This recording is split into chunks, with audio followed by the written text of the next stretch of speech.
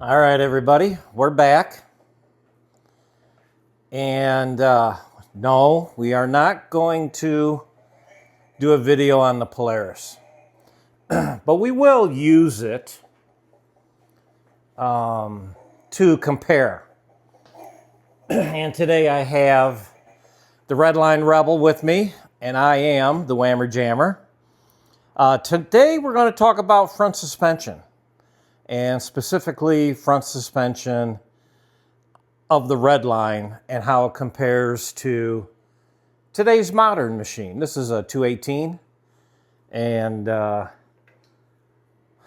Mr. Rebel, how much travel does the front end of this 18 have? I believe they claim 9.5, and it's 13 years newer than the Redline that claims 12 inches. Yeah.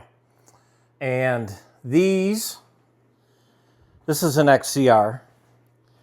So it does come with a Walker Evans shock, but it's not really a Walker Evans shock. What do I mean by that? Well, it's kind of a bastard child. Yes and no. It's a Walker Evans, but Walker Evans for Polaris, but now Walker Evans is owned by Polaris. Yeah, so what Polaris does is they draw up a print. Their specifications, and Walker Evans build it to their specifications. Right, which is why you see Walker Evans shocks failing. It's not their fault. It's built to the spec that Polaris asked for. Correct. They make something work inside of Polaris's parameters. Yeah, because bean counters. Right. Bean counters are the final say-so at Polaris, right? Right, but they're both canister shocks. They both have the large 5/8 shafts in them, but the center to center is night and day different, like we showed you guys earlier. Yeah, this is a Redline shock. Right here, this thing is huge compared to that. This shock right here, I think I measured it. I think it was like 17. Something like that. Something like that, maybe a little over. I don't know, it don't matter. But this here Redline shock is 23.5 inches long. And we're more today going to show you the Walker Evans shock and what makes the Walker Evans shock on the Redline than discuss the entire front suspension. We're just here to show you the front shock because we actually had one that has an issue. So let's take it apart and let's see it makes up a Redline Walker Evans front shock. Yeah, this one here, when you when you try to compress it, the initial is pretty soft. I haven't ever had these apart, and I've been riding this for 13 years. So in all that time, some of the nitrogen has slipped past that piston. And we're gonna show you the inside of a Redline shock because nobody has ever done that before. So we're gonna come over here to the bench, and I'm gonna mount that up in the bench. So I'm gonna take these blocks.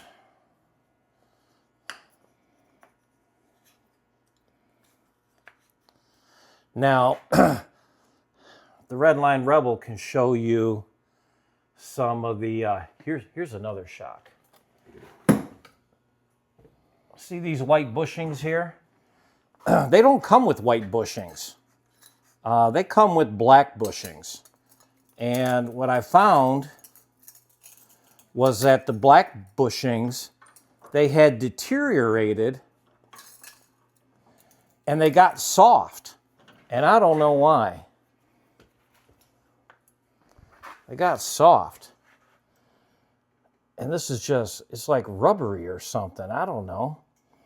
But you happen to know somebody that just had the right stuff to make them out of. Yeah. Mr. Rebel himself, we were able to, oh, I don't have any of that. It's right there. Oh, is it? Oh, yeah, here it is. We took some of this, some Delron, and chucked it up in the vise, and we machined some new bushings.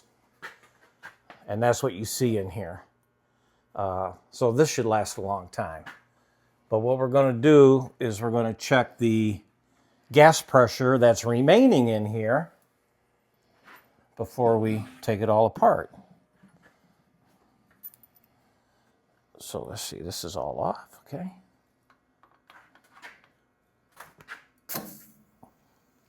Ooh. Barely nothing. Is it that, or your gauge not reading back? Well, typically it does. Okay. Yeah, so, well, that's why we're taking it apart. One of the neat features of this Redline shock is this here is the shock collar that goes on here. But they use an O-ring to hold this to that. Like nobody else does that. No. Nobody else does. Nope. I've bought custom shocks to put on an 09 Assault, and as much as they cost, they never did that. Right. That's just incredible. Friction for it so we don't get a rattle. Yeah, it's just the attention to detail is just incredible on these things. Well, you got a straighter tool? I do, as a matter of fact. Well, what are we waiting for? Yeah, there's nothing in there. Well, So hence why it's soft. we don't even have to take it out. Okay, let's get Forgive the camera skills. I'm a rookie at this. That's okay. I'm a rookie at taking a Redline shock apart. Well, I think we all are. Yeah, I don't think anybody's ever done that before. You know what? I'm going to have to get a little tool to get in there. Oh, there it came out. Gave up There's the too tool. soon. Hey, there's still some pressure in there. Yeah, it's on the other side. All right. Welcome to the shit show, boys and girls. Well, you know, that was my suspicion that the nitrogen had leaked past the piston and got into the oil. And I was right about that. I suspect you were correct. That's funny shit. All right. Okay. So here's what we have. Yeah, you'll be okay. Yeah. So it's just like you expect. Little screw in the center so you can rebuild it. That's different. I'm not used to seeing a black one there. But other than that, the fluid's clean. Mm-hmm. The fluid's real clean. Very nice. All right, let me grab a wrench. Let's see just how tight this is.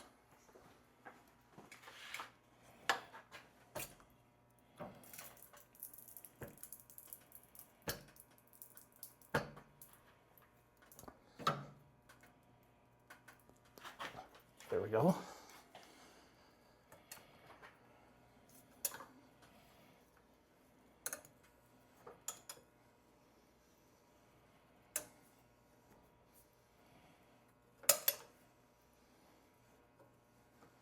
Okay, I'm going to get a bucket, if you don't mind. Why should we worry about the mess now? You minimize the mess. Oh, is that what it is? Yeah. You try not to add to it. Oh. This is why you should never do this in the house. Oh. I didn't get that memo. Are you saying you have stories about doing this in the house? No comment. Yeah, you're not going to admit to that, are you? I think I've done this once before in a hotel room. Wow, that's kind of neat looking. Yeah, that fluid's pretty clean. Let me set this down here just for a minute, okay? Yep, just grab that side real quick. Okay, there we go. It's okay. Got 2 hands doing 4 hands worth of work. That's kind of neat. That looks like 2 different materials right there. The threaded part and the outside part? Well, I think that's a wear sleeve over the body for the spring. Is that what that is? Yeah, I think you got a nylon wear sleeve on the shock. Yeah, that could be. You know, taking apart Fox shocks, and Articast shocks, which are just copy of Fox shocks, and even some of those shocks that came on the Polaris on the Edge machines, the ones the Ride Effect shocks. I've never really noticed that before. Right. Again, I think that's kind of like on the race cars, so they don't wear on the bodies what it amounts to. But this is kind of neat. Look at that. I've never seen that color of a piston before. Right. You see the bypasses and the holes in it, and that all affects the speed of the shock. Wow. And is this... How do you get this off? You unbolt it. No, I mean this. I don't see a parting line in the wiper. Well, I wonder if the valving comes apart underneath the disc. Well, that would be a first for me. Usually there's a scarf cut Right, in like that one. Yeah, like this one. This is how you usually find them. Right. This appears to be a one piece. All right. We are dealing with a high-end shock. Well, that's just it, right? This is a real Walker Evans shock, meaning it was built to their specs. So they did not cut any corners at all. And you can also tell, 13 years of age, Right. and there's no pits anywhere on here. It's way overbuilt, just like everything else on the machine. Yeah, extremely way overbuilt. Well, that's pretty impressive. So all I got to do is put go in my box of parts over here.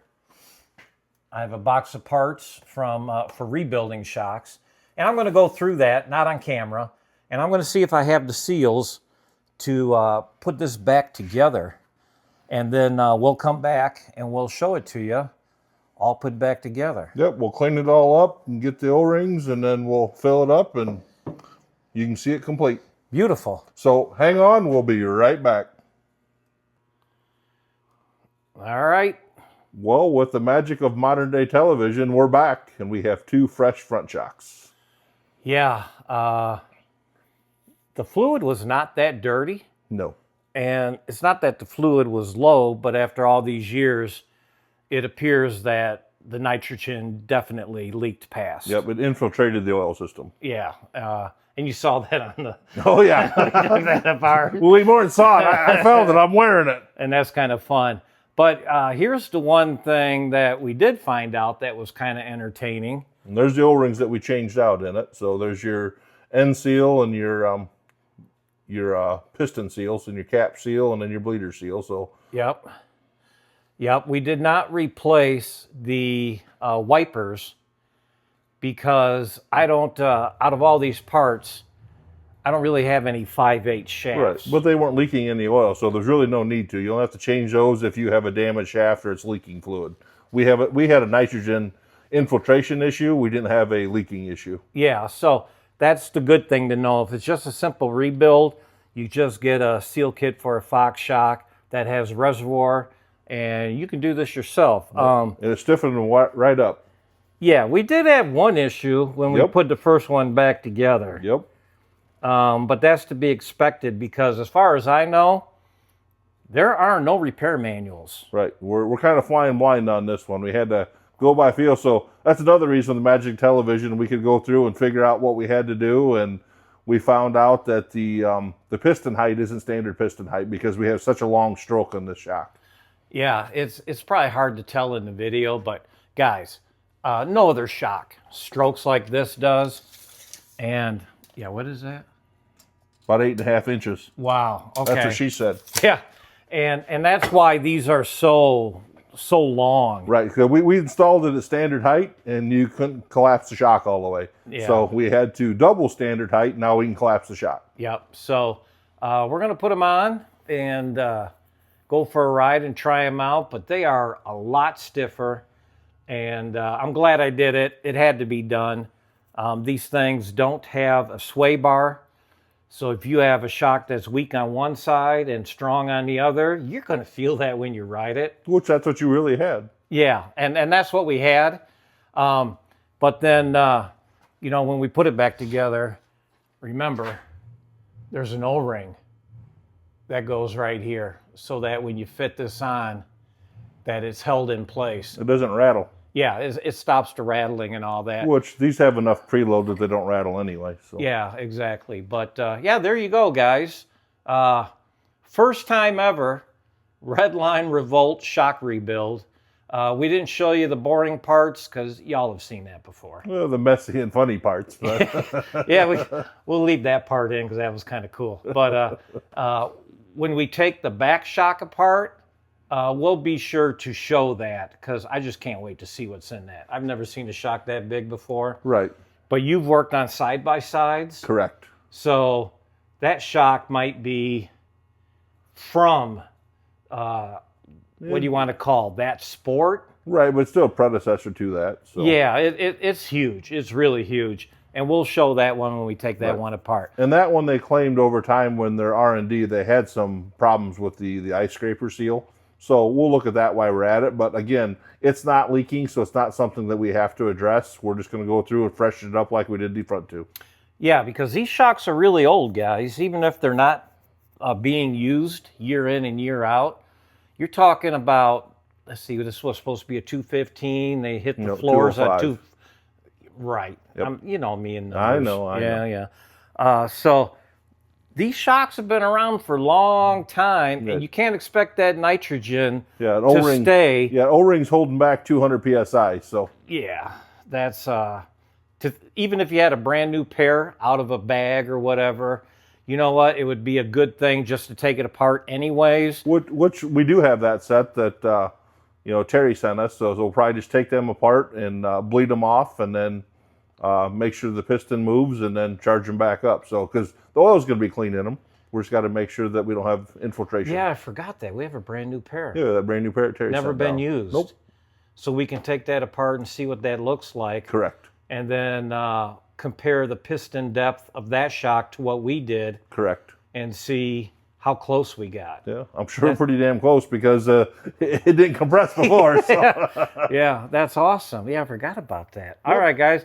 Like I said, we have a ton of content coming your way. So thanks for joining us today. Like, share, ask us questions. Any Redline stuff you see out there, any sleds, have them get a hold of us. Yep, and we will answer every question. The negative ones, we'll try to come up with something smart alecky for those. All right, everybody. Enjoy, and we'll see you later.